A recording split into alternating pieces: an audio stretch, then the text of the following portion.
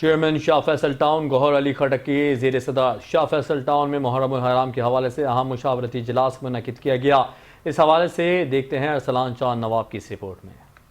آپ کے جو منتخب نمائندے یوسی کے چیئرمین وائس چیئرمین کونسل صاحب یہ بھی آپ سے رابطے میں رہیں گے۔ ٹاؤن میونسپل کارپوریشن شاہ فیصل کے دفتر میں منعقد کردہ اجلاس میں assistant commissioner Naimat Ullah Chanchar, vice chairman Tariq Mahmood Bangash, S H Os, امام بارگاہوں اور جلوس کے منتظمین نے شرکت کی۔ شاہ فیصل ٹاؤن میں محرم الحرام کے دوران بلدیاتی سہولیات کی فراہمی پر تبادلہ خیال کیا گیا۔ منتظمین نے امام بارگاہوں کے اعتراف، سیکیورٹی کے علاوہ جلوس کے راستوں، صفائی، روشنی اور نکاسی آب کے انتظامات کو بہتر بنانے پر زور دیا۔ چیئرمین شاہ فیصل ٹاؤن گوہر کھٹک نے اجلاس کی صدارت کرتے ہوئے کہا کہ عزاداران کو سہولیات کی فراہمی اولین ترجیح، انتظامیہ محرم الحرام میں ہر ممکن تعاون فراہم کرے گی۔ ہمارے ساتھ انتظامیہ اور پورے سسٹم کوآپریٹ کر رہا ہے اور جو بھی ان کے مسئلے مسائل ہیں انشاءاللہ وہ محرم سے پہلے ہم حل کر دیں گے اور ہمارا ان کا رابطہ چلتا رہے گا۔ آپ کی موجودگی میں یہ باتیں ہوئی کہ جس طرح انشاءاللہ پچھلے سال انتظامات ہوئے تھے اس سے اچھے انتظامات اس سال کر کے دیں گے۔ کسی بھی طرح کی کوئی تکلیف نہ ہو، وہ پانی ہو،